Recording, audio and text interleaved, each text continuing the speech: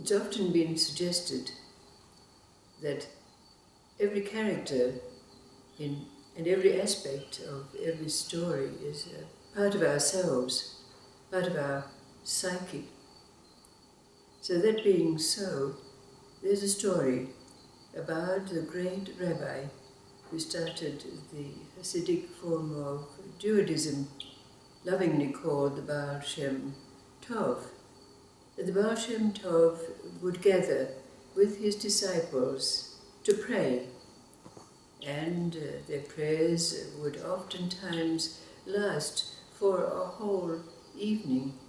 But it was the practice of the Baal Shem Tov to pray much longer than his disciples, but they would sit around him politely and with respect, waiting until he'd finished his prayers.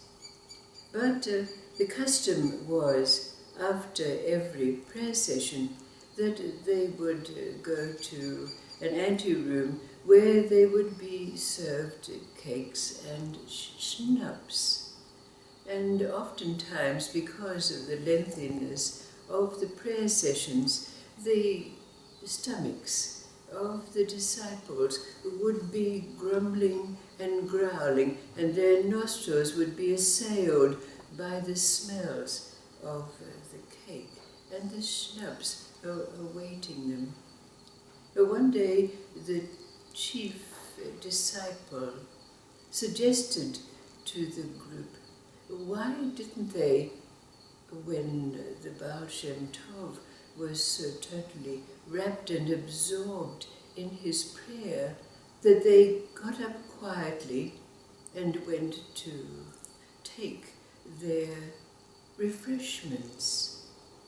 Now, there were those who suggested that it was disrespectful, but come the next gathering, when they were together, and after they themselves had completed their prayers, and the Baal Shem Tov still wrapped in his talus, was deep, deep, rocking back and forth, as was the custom. So, all of the stomachs grumbling as they did, the head disciple gestured to the rest of the group and whispering in the very lowest of tones, "Let's go.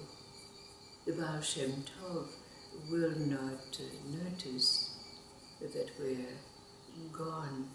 And because the hunger pangs after the smells had assailed them arose, they quietly got up en masse to leave the room.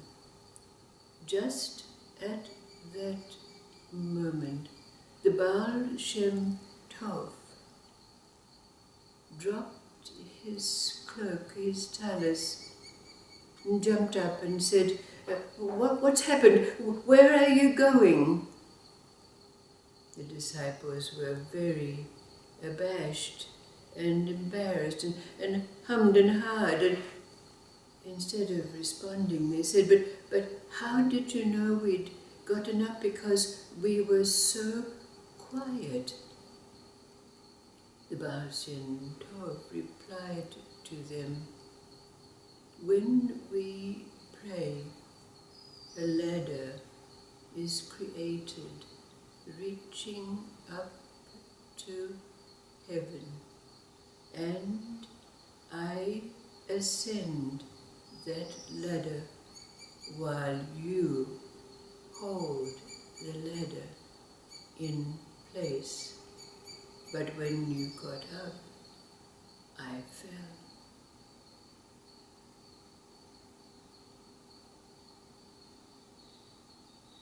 So the questions that arise from this story, mooting that its characters represent aspects of our self. What is it that the Baal Shem Tov represents for us. What are the disciples, and what is this ladder?